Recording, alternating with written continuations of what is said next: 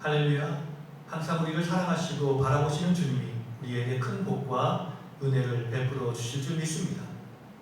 이사야서는 66장인데 이사야서를 크게 두 부분으로 나눌 수 있습니다. 1장부터 39장까지 그리고 40장부터 66장까지입니다. 이것을 조금 세분하면 히스기야의 사건을 기록한 36장과 39장을 따로 떼어서 세 부분으로 나눌 수 있습니다. 그리고 이것을 더 세분하면 8개로 나눌 수 있습니다. 그 중에서 1장부터 12장까지는 첫 부분으로 여호와를 배반한 유다를 향한 하나님의 심판과 회복의 말씀을 기록하고 있습니다. 그런데 이 1장에서 12장까지의 이야기도 이사야의 소명이 있는 6장을 중심으로 나눌 수 있습니다. 1장부터 5장은 이사야서의 전체를 서론 부분을 이야기한 것으로 여호와를 배반한 유다의 참상과 계속될 심판 경고 및 회복에 대한 약속을 기록하고 있으며 이어지는 6장부터 12장까지의 말씀은 이사야의 소명 사건 및 그리고 북이스라엘과 아람 연합군의 유다 침공을 역사적 배경으로 한 일련의 예언들을 기록하고 있습니다. 6장의 이야기입니다. 6장은 이사야의 소명. 첫 번째는 이사야가 본 것. 우시야 왕이 죽던 해에 그때는 주전 739년경으로 생각됩니다. 주께서 높이 들린 보좌에 앉아 계셨는데 그의 옷자락은 성전에 가득했습니다. 스랍들이 모시고 있었고 그들은 6 날개를 가졌습니다. 2 날개로는 얼굴을 가렸고 2 날개로는 발을 가리고 2 날개로는 날고 있었습니다. 스랍들이 하나님을 찬양합니다. 거룩하다, 거룩하다, 거룩하다. 이처럼 거룩하다를 삼창하며 그의 영광이 온 땅에 충만하도다라고 찬양하고 있습니다. 찬양 소리로 문지방의 터가 요동하며 성전에 연기가 충만합니다. 이사야가 고민을 합니다. 나는 부정한 사람인데 내가 하나님을 보았다. 그는 죽음에 대한 두려움을 갖고 있는 것입니다. 그때 스랍 하나가 제단에서 피린 숯을 이사야의 입에 대며 내 죄가 사여졌다라고 이야기합니다. 두 번째는 일꾼을 부르시는 하나님을 향한 이사야의 응답. 주의 목소리가 들립니다. 누구를 보내며 누가 우리를 위하여 갈고. 그때 이사야가 대답합니다. 내가 여기 있나이다. 나를 보내소서. 여호와께서 이 백성들에게 이르라라고 말씀하십니다. 너희가 들으나 보아도 깨닫지 못하며 알지 못하리라. 마음이 둔하여지고 귀가 막히고 눈이 감기게 하라. 혹시 눈으로 보고 귀로 듣고 마음으로 깨달아 돌아와 고침을 받을까 하노라. 이 땅은 황폐하게 될 것이라. 그러나 밤나무와 상수리 나무가 배임을 당하여도 그루터기 곧 거룩한 씨가 이 땅에 남으리라. 그렇습니다. 하나님의 교회는 절대 무너지지 않을 것입니다. 하나님이 소수의 경건한 무리를 남기셔서 그들을 통해 교회를 이어가게 하시고 하나님의 나라를 이어가게 하실 것입니다. 7장의 말씀입니다. 7장의 말씀은 우리와 함께 하시는 하나님. 첫 번째 이야기는 아람과 북이스라엘의 침공을 기록하고 있습니다. 유다 왕 아하스 때 아람 왕 르신과 이스라엘 왕 베가가 예루살렘을 침공합니다.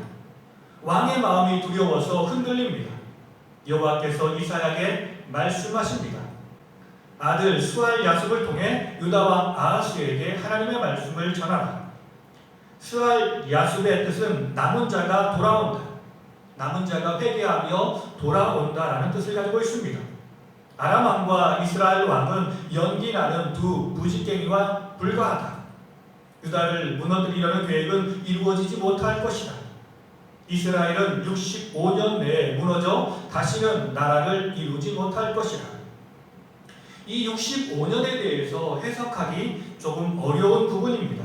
왜냐하면 북이스라엘이 남유다를 침공하되는 주전 734년인데 북이스라엘은 12년 이후에 곧 주전 722년에 멸망하기 때문에 그렇습니다.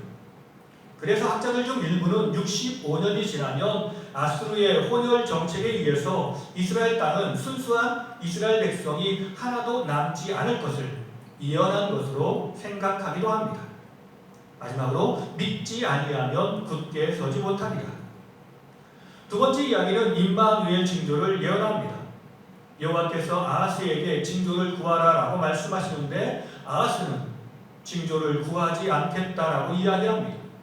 이것은 아하스가 하나님을 믿었기 때문에 그런 것이 아니라 제대로 믿지 못하기 때문에 징조를 구하지 않은 것입니다. 하나님이 친히 임마누엘의 징조를 보여주십니다. 처녀가 아들을 낳고 그 이름을 임마누엘이라 하리라. 이 아기가 악을 버리며 선을 택할 줄 알기 전에 두 왕의 땅이 황폐하게 되리라. 세 번째 이야기는 아수르를 통한 남유다 징계에 이어 에브라임이 떠나면 유다는 처음 겪는 고난을 겪게 되리라. 아수르 왕이 유다를 침공하리라. 남쪽에서 애굽이, 북쪽에서 아수르가 와서 유다를 차지할 것이라. 아수르 왕이 백성들의 머리털과 수염을 깎으리라. 목축업에 몰라 사람이 한 어린 암소와 두 양을 기르게 될 것이라. 많은 양떼를 키워야 되고 많은 소떼를 키워야 되는데 한 사람이 어린 암소 그리고 두 양을 키우고 있습니다. 그런데 사람들도 다 죽어서 적은 양의 우유지만 사람들이 먹고 남음이 있을 정도라고 이야기합니다. 그리고 농업도 몰락합니다. 같이 있는 포도나무가 있던 곳에 찔레와 가시가 날 것이라. 땅이 몰락합니다. 그 땅은 소를 풀어놓으며 양이 밟는 곳이 되리라. 이처럼 하나님을 의지하지 않는 모든 백성들 가운데 하나님의 심판과 하나님의 징벌이 있다라고 말씀하고 있습니다. 그러므로 우리는 항상 깨어 있어야 할 줄이 있습니다. 오늘 말씀을 통해서 깨닫는 교훈은 첫째로 하나님은 죄인에게 먼저 찾아오셔서 그를 부르시는 분이십니다. 하나님은 사람을 통해서 자신의 일을 이루어 나아가기를 원하십니다. 그 사람이 죄인이지만 그 모든 죄를 사하시고 새롭게 하시어 주의 일을 위해 사용하십니다. 우리가 주님께 부르심을 받은 것은 주의 은혜를 입은 것입니다. 그러므로 우리는 먼저 주님께 감사하는 마음을 가져야 합니다. 주님께 감사한다라는 말은 주의 일을 기쁨으로 감당하며 살아간다라는 뜻입니다. 주님이 내게 무슨 사명을 주신다고 해도 주님 내가 여기 있습니다. 나를 사용하여 주옵소서라고 기쁨으로 대답하고 나가야 합니다. 하나님은 우리를 오직 하나님의 나라를 위해서 불러주셨습니다. 그러므로 우리는 항상 우리의 삶을 통해 주의 나라를 증거하는 일에 집중하며 살아야 합니다. 두 번째는 주님이 우리와 함께 하시며 우리를 돕고 계십니다. 수많은 말들 중에 가장 은혜스러운 말이 있다면 바로 임마누엘이라고 생각합니다. 하나님이 지금 우리와 함께 하신다라는 말씀, 이 말씀이 우리에게 큰 희망이 됩니다. 우리가 어떤 강자 앞에 압박과 어려운 문제에 직면한다 할지라도 그 문제를 해결할 수 있는 능력의 하나님, 그리고 우리를 끝까지 사랑하는 분이 지금 우리와 함께하고 있다는 것을 믿는다면 우리는 두려워하거나 걱정하지 않고 염려하지 않을 것입니다. 주님이 우리와 함께하시어 이를 해결해 나가시는 것을 기대하게 될 것입니다. 이것이 믿음입니다. 오늘 우리의 삶에 주님이 함께하십니다. 그러므로 우리는 두려워하지 말고 염려하지 말고 주님을 믿고 끝까지 주와 동행해야 하겠습니다. 마지막으로 믿지 않는 자들은 하나님보다는 세상을 의지하기 쉽습니다.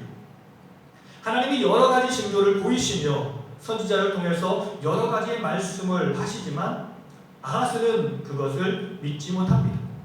보이는 현실만 바라보며 걱정하며 살아갑니다. 그래서 하나님이 징조를 보여주시겠다라고 말씀하시지만 그는 징조를 구하지 않겠다라고 이야기합니다. 나는 보이는 대로 살겠다라고 고백한 것입니다. 이것은 하나님을 향한 반역이며 불신입니다. 이런 사람은 반드시 하나님의 심판을 받게 될 것입니다. 그가 바라보던 세상에 의해서, 그가 의지하던 사람에 의해서 어려움을 당하게 될 것입니다. 그러므로 우리는 어떤 상황에서도 먼저 주님을 바라보아야 합니다. 주님을 의지해야 합니다. 오늘 이 하루가 주님을 바라보고 주님을 의지하며 주의 능력으로 승리하는 복된 하루가 되기를 예수님의 이름으로 간절히 축원합니다. 우리 다 같이 기도하시겠습니다. 항상 우리를 사랑하셔서 죄인된 우리를 주의 사랑의 품으로 부르신 주님, 주님의 부르심이 우리에게 가장 큰 은혜이며 축복임을 기억하며 부르심에 합당한 삶을 살아가길 원합니다. 이 악한 세상에 주의 말씀, 주의 뜻을 전하며 살길 원합니다. 그래서 많은 사람이 돌이켜 주의 은혜의 장막으로 들어올 수 있도록 힘쓰고 애써 일하길 원합니다. 주여 나를 사용하여 주옵소서. 오늘 우리의 삶이 어떤 도전과 어려움이 있다 할지라도 그 환난과 어려움을 이길 수 있는 능력의 하나님이 지금 우리와 함께 하심을 믿고 두려워하거나 걱정하지 말고 모든 의심과 두려움은 주님께 맡기고 주의 일을 감당하길 원합니다. 주여 내게 큰 믿음을 주시옵소서. 우리의 믿음이 흔들리지 않도록 우리를 굳세게 붙들어 주시옵소서. 지금도 우리와 함께 하시는 예수님의 이름으로 기도드립니다. 아멘.